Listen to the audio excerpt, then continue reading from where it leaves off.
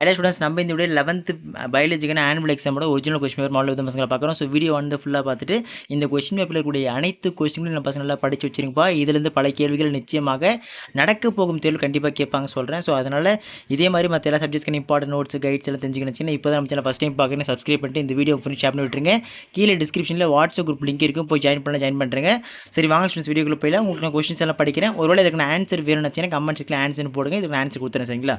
So சூஸை பொறுத்த வரைக்கும் first வந்து பார்த்தீங்கன்னா கூற்று 1, கீழ்நிலை பூஞ்சைகளில் ஐஃபாட்கள் தடுப்பு சுவரற்றும் எண்ணற்ற உட்கருக்களை கொண்டும் காணப்படுவது பல் உட்கரு மைசிலியம் என்று அழைக்கப்படுகிறது. கூற்று 2, மேம்பாட்டை வகுப்பு பூஞ்சைகளில் ஐஃபாக்களின் செல்களுக்கிடையே தடுப்பு சுவர் காணப்படுகிறது. ஸோ இதுன்னு பார்த்து வச்சுங்க. செகண்ட் ஒன், இலைத்தொழில் தண்டு வறண்ட நிலத்தாவரங்களில் ஒரு சிறப்பு தகவமைப்பாகும்.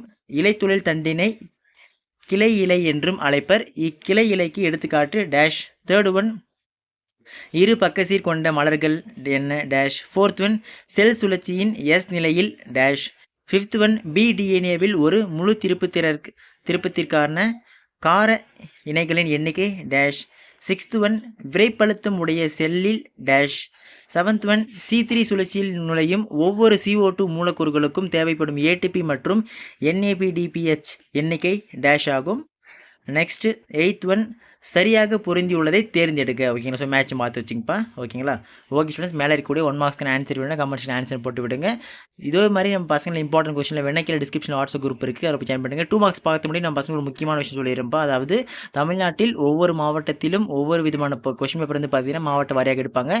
ஸோ அதனால் இந்த கொஸ்டின் பேப்பரை ஒரு இம்பார்ட்டன்ட் கொஸ்டின் பேப்பரை வச்சுட்டு இதில் இருக்கக்கூடிய கேள்விகளை ஒரு முக்கியமான கேள்விகளை வச்சுட்டு பார்த்துட்டு போங்க. இதுலேருந்து ஒரு சில கேள்விகள் வரும், இதை மட்டும் படிச்சுட்டு போட்டோமா கேட்டிங்கன்னா இல்லைப்பா இது ஒரு இம்பார்ட்டன்ட் கொஸ்டின் பேப்பரை வச்சுட்டு படிச்சுட்டு போங்க சரிங்களா. இதுலேருந்து ஒரு சில கேள்விகள் நிச்சயமாக பல மாவட்டத்தில் எதிர்பார்க்கலாம், அதுக்காக சொல்கிறேன். 9th ஒன், 2 மார்க்ஸை பொறுத்த வரைக்கும் கீழ்கண்டவற்றிற்கு கலைச்சொற்கள் தருக. ஓகேங்களா. ஒரு வளமற்ற மகரந்தத்தால் நெக்ஸ்ட்டு அள்ளி இதழ்களுடன் மகரந்தத்தால் இணைந்திருத்தல். ஓகேங்களா. 10th ஒன், அல்லியம் சீபா தாவரத்தின் மலர் வாய்ப்பாட்டை எழுதுக. 11th ஒன், ஆன்ஜியோஸ் ஃபெர்மகளுக்கும் ஜிம்னோஸ்பெர்மகளுக்கும் இடையே காணப்படும் பொதுவான 2 பண்புகளை எழுதுக. 12th ஒன், ஊடுருவல் மின்னணு நுண்ணோக்கியின் முக்கியத்துவத்தை கூறுக. 13th ஒன், சல்லடை குழாய்கள் என்றால் என்ன.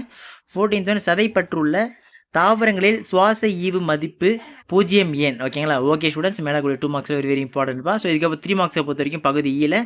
ஸோ 19வது கொஸ்டினை பற்றி கட்டாய வினா ஆகும். 15th ஒன், பயிர் சுழற்சி மற்றும் கலப்பு பயிர் முறைகளில் உழவர்கள் லெகும் வகை தாவரங்களை பயிரிடுவது ஏன். 16th ஒன், வரம்பற்ற கிளைத்தலையும் வரம்புடைய கிளைத்தலையும் ஒப்பிடுக. Very very important question. 17th one, தாவர செல்களிலும் விலங்கு செல்களிலும் சைட்டோகைனசிஸ் வேறுபடுத்துக. 18th ஒன், இயற்கை ஆக்சின் என்றால் என்ன, எடுத்துக்காட்டு தருக. 19th ஒன், பசுங்கணிதன் அமைப்பை படம் வரைந்து பாகம் குறிக்கவும். ஓகேங்களா. Most important கொஸ்டின்ஸ்ப்பா. ஸோ இதுவரை 5 மார்க்ஸை பொறுத்த வரைக்கும் கீழ் 20 வந்து பார்த்தீங்கன்னா கிராம் நீர் பாக்டீரியங்கள் கிராம் எதிர் பாக்டீரியாக்களுக்கு இடையேயான வேறுபாட்டை எழுதுக. Most important question. அதே மாதிரி டெட்ராமெட்டல் தாவரத்தின் கலைச்சொல் விளக்கம் தருகுப்பா. அடிக்கடி கேட்கக்கூடிய ஒரு ஃப்ரீக்வெண்ட் கொஸ்டின், கம்பல்சரி படிங்க.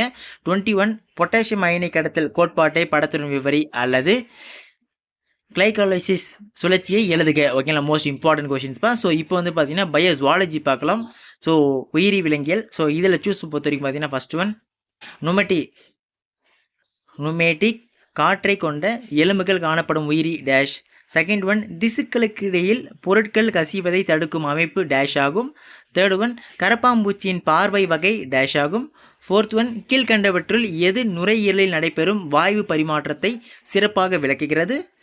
நெக்ஸ்ட் இது 4th ஒன்பா. 5th ஒன், மனிதனின் சாதாரண இரத்த அழுத்தத்தின் அளவு என்ன டேஷ். 6th ஒன், தசை நார்களில் செயல் அலகு டேஷ் ஆகும்.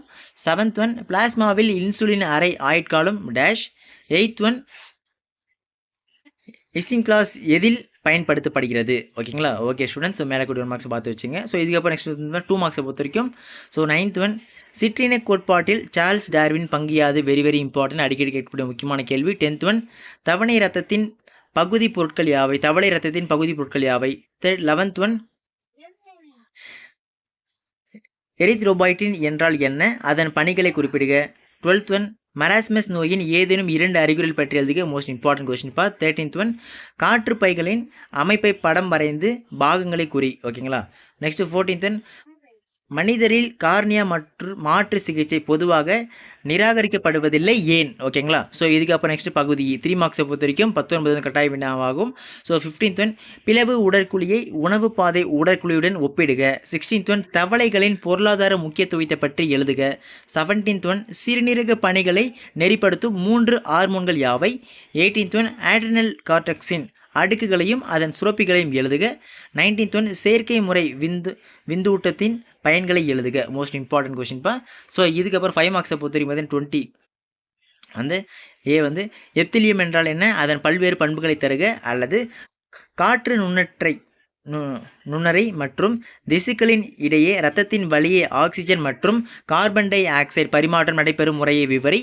21 வந்து பார்த்தீங்கன்னா இதய துடிப்பு தோன்றல் மற்றும் கட்டுப்படுத்துதல் நடைபெறும் முறையை பாடத்தின் விவரி. அல்லது கால்நடை இனப்பெருக்க தொழில்நுட்பத்தில் மேற்கொள்ளப்படும் பல்வேறு தொழில்நுட்பங்களை பற்றி விவரி. ஓகேங்களா? ஓகே ஸ்டூடெண்ட்ஸ், மேலே குறிப்பிடப்பட்டுள்ள 2 மார்க்ஸ் 3 மார்க்ஸ் 5 மார்க்ஸ் சொல்லிட்டு பயோசுவாலஜி பயோபாட்னி சொல்லிட்டு எல்லாத்தையும் நல்லா படிச்சு வச்சிருப்பா. இதுலேருந்து ஒரு சில கேள்விகள் நிச்சயமாக நடக்க போகும் தேர்வு கண்டிப்பாக கேட்க போகிறாங்க. ஸோ நல்ல இம்பார்ட்டன்ட் கொஸ்டின் வச்சு பார்த்துருப்பாங்க. இதே மாதிரி உங்களுக்கு அடுத்த வீடியோ தொடர்ந்து போடுறேன். ஸோ அதெல்லாம் மிஸ் பண்ண தெரிஞ்சுக்க. ஸோ இப்போ தான் ஃபஸ்ட் டைம் பார்க்கக்கூடிய மாணவர்களாக இருக்குன்னா பார்க்கக்கூடிய ஒவ்வொரு மாணவர்களும் நம்ம சேனலை சப்ஸ்கிரைப் பண்ணி சப்போர்ட் பண்ணுங்கள். அடுத்ததில் தொடர்ந்து பார்க்கலாம்ப்பா. மிஸ் பண்ணுறாதீங்க. Tata, bye by.